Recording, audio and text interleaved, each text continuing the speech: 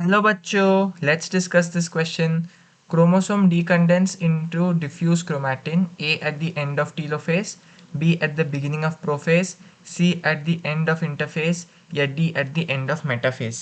इस क्वेश्चन को सॉल्व करने का जो की कॉन्सेप्ट है वो है आपके क्रोमोसोम अपीयरेंस के बारे में स्टेजेस जानना। तो यदि हम आपके एनसीईआरटी के अकॉर्डिंग चले तो आपको बहुत केयरफुली इसको हैंडल करना है। क्वेश्चन में यदि आपसे पूछा जाए कि क्रोमोसोम फर्स्ट सीन इन, पहली बार यदि क्रोमोसोम दिखे वो कौन से फेज में होगा? वो होता है आपके प्रो फेज में।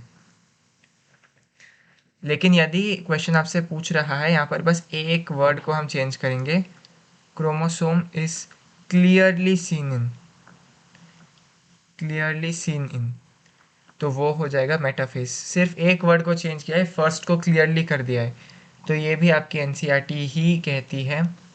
और लास्टली और एक इम्पॉर्टेंट चीज़ है कि क्रोमोसोम डिकंडेंस हो जाती है और अपनी आइडेंटिटी को लूज कर देती है, तो वो होगा आपके एंड ऑफ टीलोफेज में।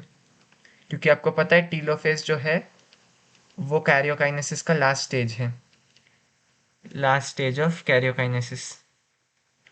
तो बाय द मतलब कैरियोकाइनेसिस जब तक ख़त्म हो जाए, टीलोफेज जब तक ख़त्म हो जाए, तब तक जो क्रोमोसोम्स है वो फिर से क्रोमैटिन बनने लगते हैं। तो क्वेश्चन में हमें केवल यही पूछा गया है कि क्रोमोसोम कब अपनी आइडेंटिटी लूज करके वापस क्रोमैटिन बनने लगे, तो वो है एंड ऑफ टीलोफेज, जो कि है लास्ट स्टेज ऑफ कैरियोकाइनेसिस। तो चलिए वापस ऑप्शन देखते हैं। A at the end of telophase ठीक है, B at the beginning of prophase गलत, तब तो क्रोमोसोम्स दिखने लगेंगे, क्रोमोसोम्स फॉर्म होने लगेंगे।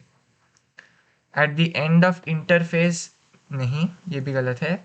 और eight the end of metaphase ये भी गलत है। यहाँ पर आपको क्रोमोसोम्स क्लियरली दिखेंगे, क्रोमोसोम्स क्लियरली दिखेंगे eight the end of metaphase.